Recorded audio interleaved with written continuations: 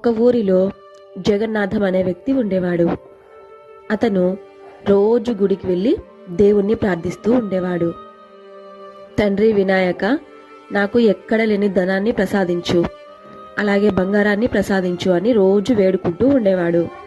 జగన్నాథం భక్తికి మెచ్చి వినాయక స్వామి ఒకరోజు ప్రత్యక్షమవుతాడు. భక్త, నీ భక్తికి మెచ్చి తిని, నీకు ఏం వరం కావాలో అడుగు అని అంటాడు. అప్పుడు జగన్నాథం, నాకు చాలా బంగారం ధనం కావాలి అని చెప్తాడు. వినాయక స్వామి ఆయన కోరుకున్నట్టుగానే ఎప్పుడూ చూడనంత బంగారాన్ని ప్రసాదిస్తాడు. కానీ జగన్నాథం ఆ బంగారం తీసుకొని ఇంటికి వెళ్ళిన తర్వాత ఒక్కరోజు కూడా మనశ్శాంతిగా పడుకోలేదు. ఏ దొంగలు వచ్చి ఎత్తుకొని పోతారేమో అనే భయంతో రోజు భయపడుతూ పడుకునేవాడు. మనిషికి మనశ్శాంతికి మించిన బంగారం లేదనని జగన్నాథం తెలుసుకున్నాడు.